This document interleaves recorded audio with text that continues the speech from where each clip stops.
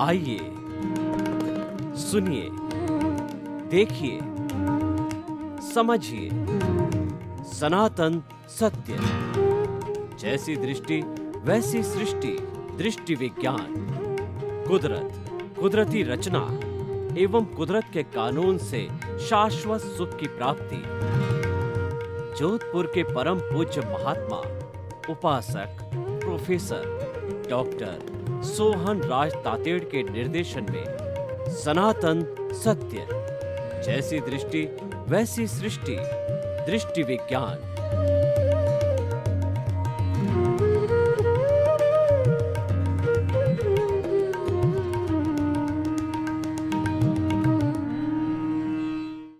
भाई और बहनों, मातृशक्ति को नमन। आज का हमारा बहुत सुंदर विषय है कि ज्ञान से अज्ञान का नाश। त्रिवेणी संगम,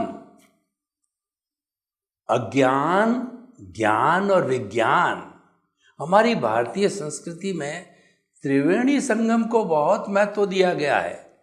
गंगा जमुना सरस्वती का संगम, सत्यम शिवम सुंदरम, लक्ष्मी दुर्गा सरस्वती, वात पित्त कप, तमस रजस्व सत्व।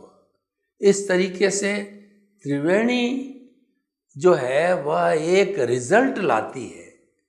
त्रिवेणी है एक जीवन में परिवर्तन लाती है और त्रिवेणी से हमारे जीवन का लक्ष्य तय होता है। अच्छाई बुराई को सारा ढूंढ करके लक्ष्य प्राप्त होता है। हे गे उपादे, तीनों को देख करके उपादेय को ग्रहण करते हैं, हे को छोड़ते हैं। गे का अर्थ होता है तीनों को जानो, सबको जानो, अच्छे बुरे को जानो, तभी विवेक होगा। क्षीर नीर का विवेक कैसे होगा? जो हंस होता है उसके सामने मोती और कंकर दोनों होते हैं। वह कंकर को छोड़ देता है, मोती मोती चुग लेता है। इसीलिए हंसवत क्षीर नीर का विवेक कहा गया है। तो तीन चीजें हो गई, अज्ञान, ज्ञान और विज्ञान। दुनिया का सबसे बड़ा अज्ञान कौन सा है? अपने स्वरूप की, अपने अस्तित्व की जानकारी न होना। मैं कौन हूँ इसकी जानकारी न होना सबसे बड़ा अज्ञान है। मैं कौन हूँ इसकी जानकारी हो जाना ये ज्ञान है, और मैं कौन हूँ उसकी प्राप्ति कर लेना वह विज्ञान है। विज्ञान का अर्थ होता है वस्तु के सुव्यवस्थित ज्ञान को विज्ञान कहते हैं। आपने यह तो ज्ञान प्राप्त कर लिया कि मैं कौन हूँ, मैं शुद्ध आत्मा हूँ, मन वचन काया से मुक्त, ऐसा मैं शुद्ध आत्मा हूँ। यह आपने ज्ञान कर लिया। ज्ञान करने के बाद में आपने प्रतीति, जागृति और अनुभव का मेथड लागू करके, रियल पुरुषार्थ करके, और आपने अपने स्वरूप की मैं शुद्ध आत्मा हूँ इसको प्राप्त कर लिया। यह विज्ञान हो गया, क्योंकि ज्ञान का व्यवस्थित क्रम है वो विज्ञान है। तो तीनों की हमने परिभाषा की। अब हम एक एक को लेकर के आगे चलते हैं कि अज्ञान को सारे भारतीय और भारतीयतर धार्मिक ग्रंथों ने, धर्मों ने दुख का कारण माना है। सबसे बड़ा दुख का कारण है वह अज्ञान है।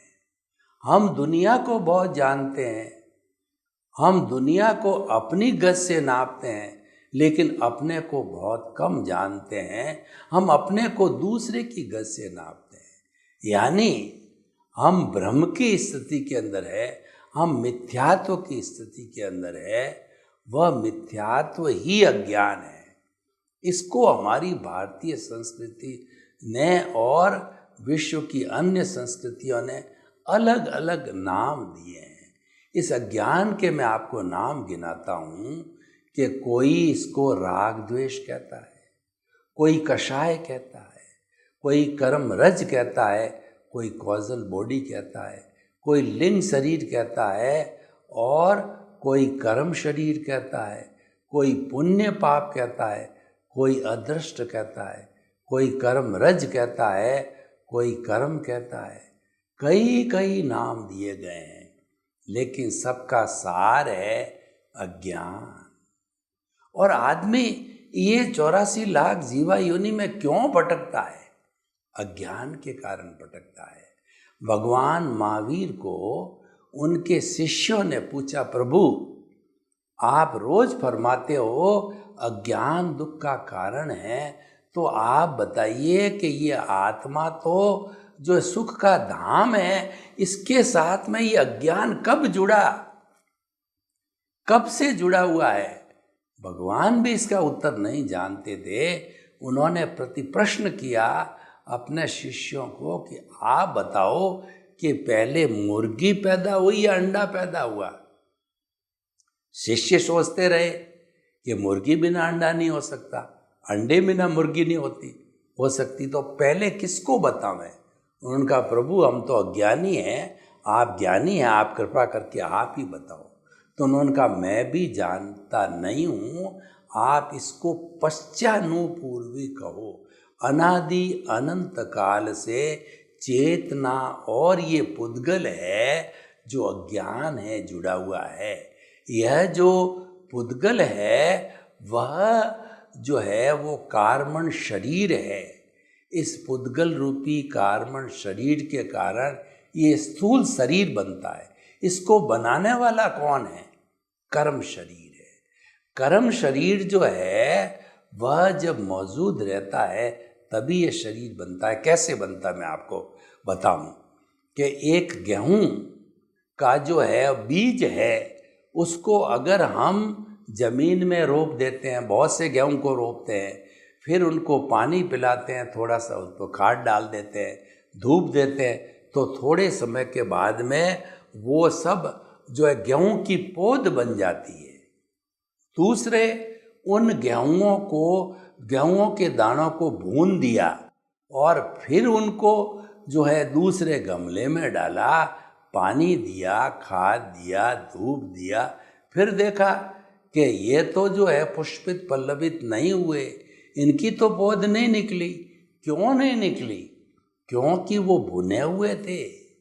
उनके भीतर जो कार्बन शरीर था जो कि पैदा होने वाला था वो मर गया, यानी जो वो जला दिए गए हैं तो वो मृत हो गए और वह बीज गेहूं के बीज नहीं रहे, उसकी आत्मा भी चली गई, कार्बन शरीर भी चला गया।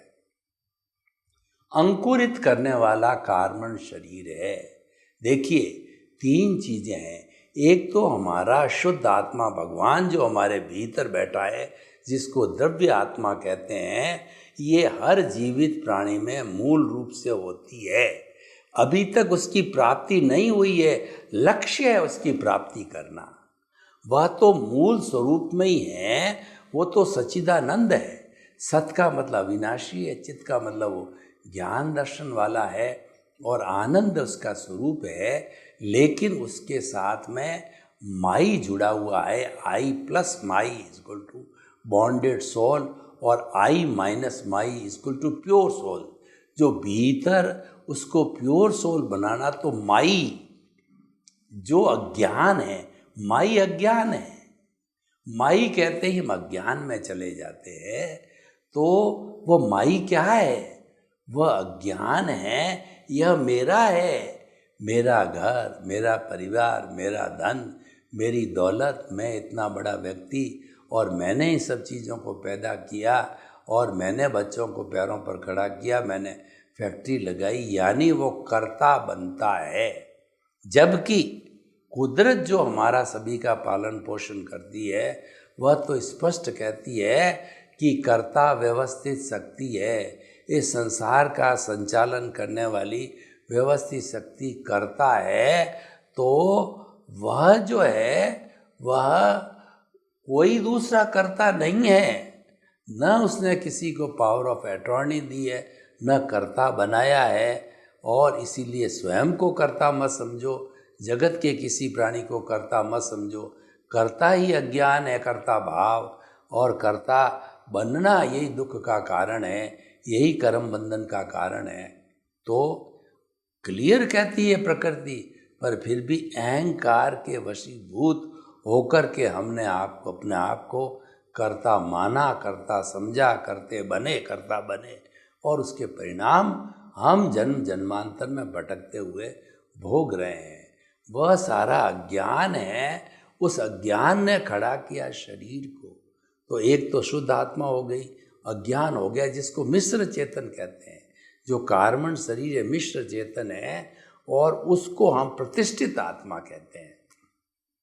हमारी मूल आत्मा अक्रिया है, वह कुछ भी नहीं करती है, वो तो आनंद का सागर है, आनंद में डूबी रहती, वो अक्रिया है।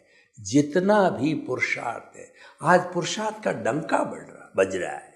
हमारे धर्म गुरु कहते हैं पुरुषार्थ करो, टीचर कहता है पुरुषार्थ करो, माता पिता कहते हैं कि परिश्रम नहीं करोगे तो कैसे पास होगे, और चारों तरफ एक ही आवाज़ आती है, बिना पुरुषार्थ किए सफलता नहीं है। ये जय घोष पूरे विश्व से मिलता है।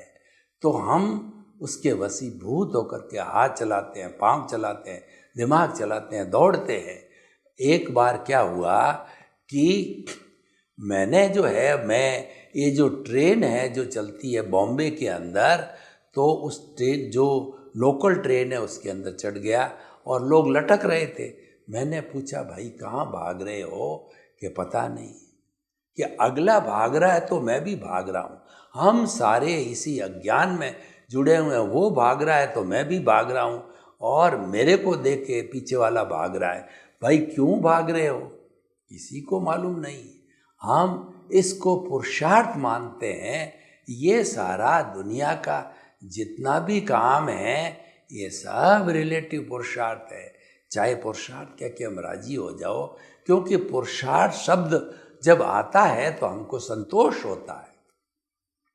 देखिए ये रिलेटिव पुरुषार्थ कैसे, मैं आपको बताऊं कि मन वचन काया तथा उससे जुड़ी हुई हर अवस्था मात्र कुदरती रचना है, और वह व्यवस्थित है, और वह विनाशी है, वो संजोग है, वो आएगा जाएगा, एक संजोग गया दूसरा आएगा दूसरा गया।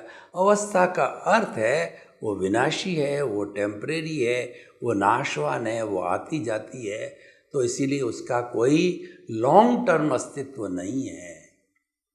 तो अब आप देखिए कि आप जो पिछले जन्म के अंदर मन वचन काया की बैटरियां चार्ज करके लाए हो, इस जन्म में जन्मते ही वो डिस्चार्ज हो रही, और डिस्चार्ज होते होते अगर आपका आयुष्य जितना मान लीजिए 60 वर्ष का है, तो 60 वर्ष में पूरी डिस्चार्ज होकर के वह आपको मृत कर देगी और आप जला दिए जाओगे।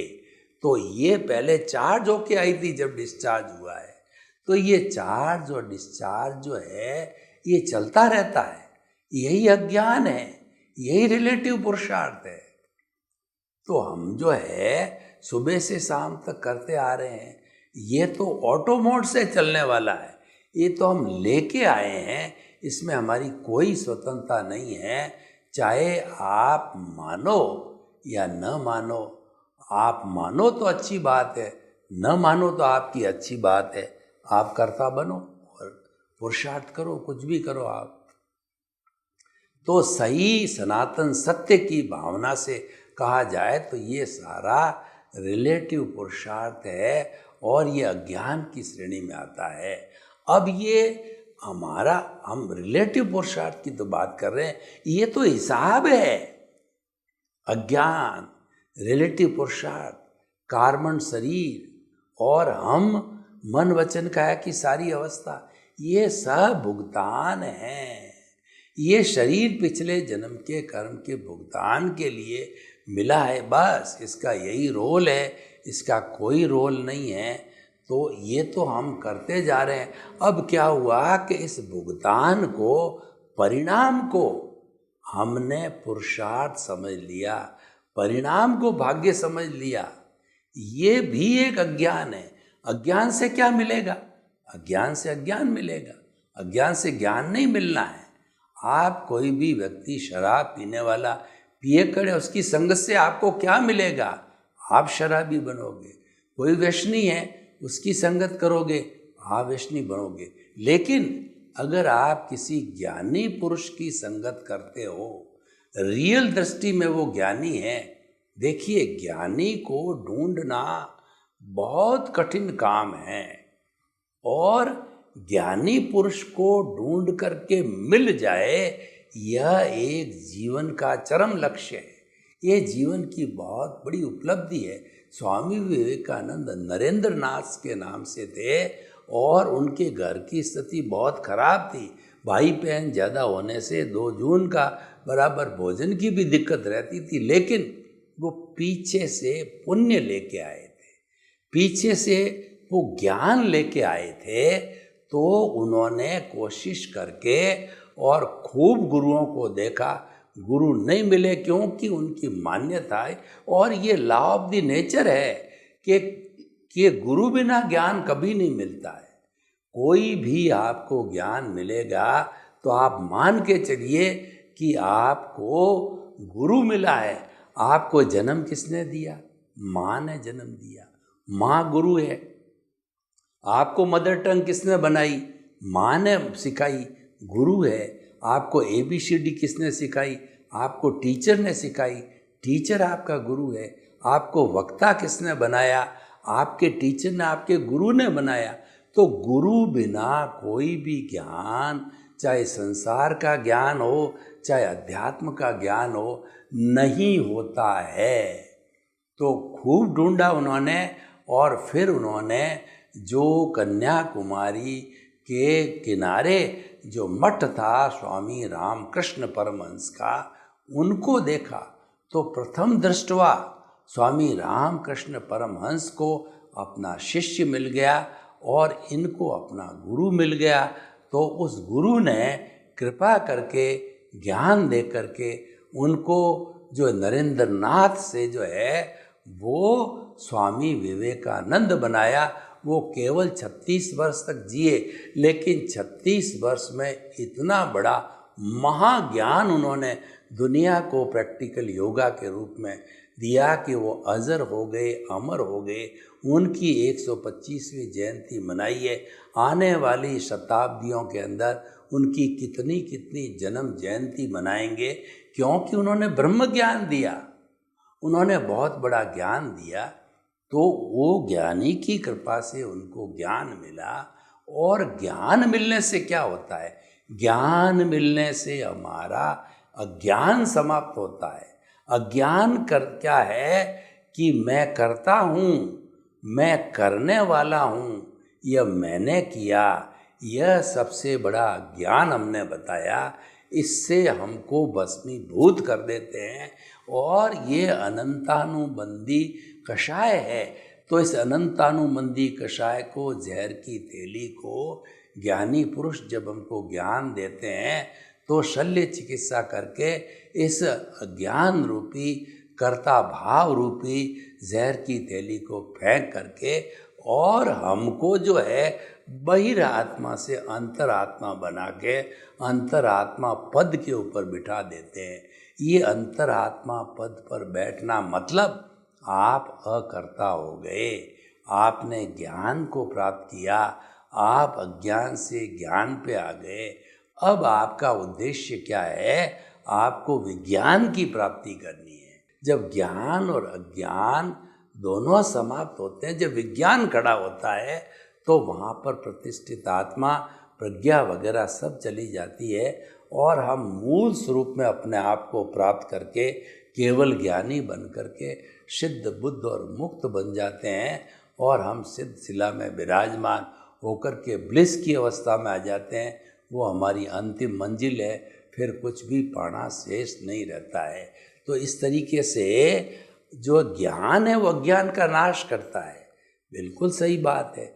जब हमने ज्ञान प्राप्त करके गुरु ढूंढ करके गुरु से ज्ञान लिया, तभी हमारा रिलेटिव पुरुषार्थ समाप्त हुआ और हम आत्म पद पर बैठ गए। वरना हम कर्ता के पद पर थे। कर्ता के पद से आत्म पद पर जाना, ये अज्ञान से ज्ञान की ओर जाना है। और इससे अज्ञान का नाश होकर के ज्ञान की उत्पत्ति होती है, ज्ञान बढ़ता है और हम चलते रहते हैं।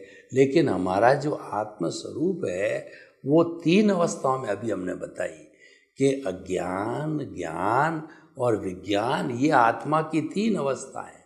बहिरात्मा, अंतरात्मा और परमात्मा, या स्वार्थ की चेतना, परार्थ की चेतना और परमार्थ की चेतना, तीनों एक ही बात है। कैसे ही कहिए तो वह उससे हमारी बढ़ोतरी होती रहती है और हम आगे से आगे प्रोग्रेस करते चलते हैं। तो भाई और बहनों, कि ज्ञान से अज्ञान का नाश होता है, this is the law of the nature.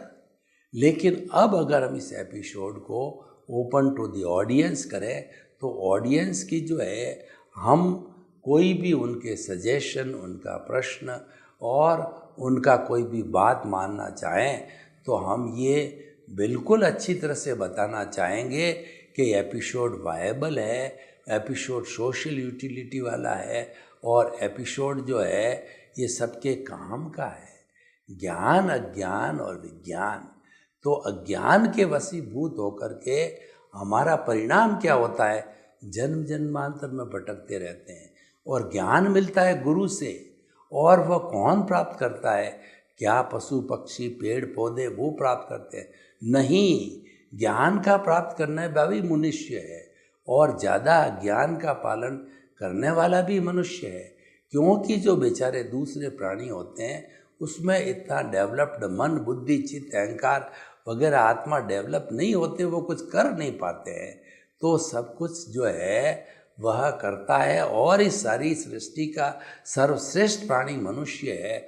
मनुष्य का ही दायित्व है कि इस सृष्टि की वो रक्षा करे, इसका दोहन न करे, ताकि दूसरे प्राणियों का रक्षण हो सके। दूसरे समस्त प्राणियों का रक्षण की जिम्मेवारी भी मनुष्य पर ही है, क्योंकि वो सर्वश्रेष्ठ प्राणी है और वही जो है कुदरत का रक्षण करता है और कर सकता है। तो उसी को ध्यान रखना है। तो हम ये जब शेयर करते हैं हमारे लोगों के सामने, तो बिल्कुल जो है एकदम साफ साफ चीज़ समझ में आ जाती है कि आप कुदरत को समर्पित रहोगे तो वो सच्चा समर्पण है। कुदरत को समर्पित रहने का अर्थ ये होता है कि आपका जितना ज्ञान है उस अज्ञान को आप जल्दी से जल्दी विज्ञान की प्राप्ति करके उसको नष्ट कर दो। और अज्ञान को नष्ट करने का अर्थ ये है कि आपका जितना राग द्वेष, जितनी कॉजल बॉडी है और जितना कर्म शरीर है, वो जितनी उसकी सफाई होती रहे, उसको निर्जरा बोलते हैं। भगवान ने 2 तरह के धर्म बताए। एक तो संवर धर्म है। संवर क्या है? कि अपने स्वरूप का ज्ञान प्राप्त करना, प्राणी मात्र को दुख न देना, प्राणी मात्र को आत्मतुलावत समझना और जगत के सत जीवों को निमित्त, निर्दोष, अकर्ता और शुद्ध आत्मा समझना, ये सबसे बड़ा संवर है। और इसके द्वारा ही निर्जरा होती है। जब हम, और 5 आज्ञा भी एक तरह का संवर है, उससे निर्जरा होती है। और समता भाव एक तरह का संवर है, उससे निर्जरा होती है। इन सब चीज़ों के रहने से, संवर की स्थिति में रहने से निश्चित तौर पे निर्जरा होगी।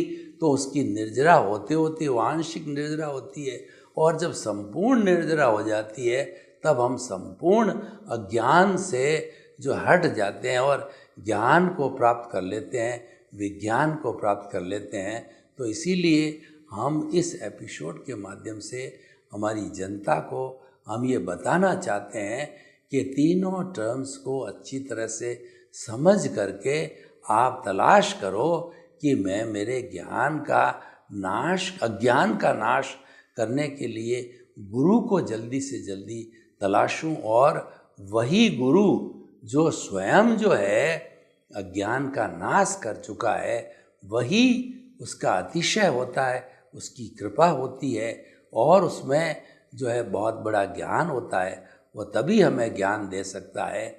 मैं उन भगोड़ों की बात नहीं करता जो कि बने हुए जो ज्ञानी पुरुष है वो तो कंचन कामनी वाले हैं, वो तो मठों वाले हैं, वो तो पैसा टका सब रखते हैं, तो वो हमें कैसे ज्ञान दे सकते हैं? वो स्वयं अज्ञानी हैं।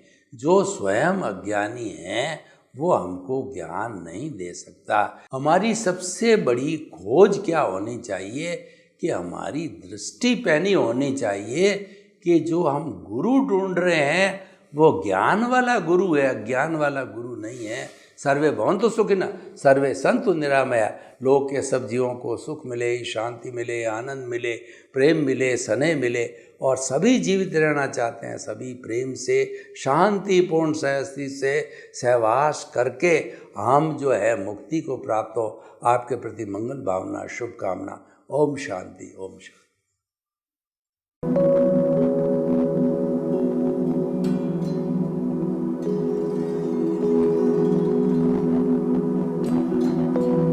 एक ऐसा अंतर्राष्ट्रीय ख्याति प्राप्त मानव जो गुरु प्रेरणा से पिछले 20 वर्षों से वानप्रस्थ जीवन जीते हुए 24 घंटे मानवता की सेवा में संलग्न है।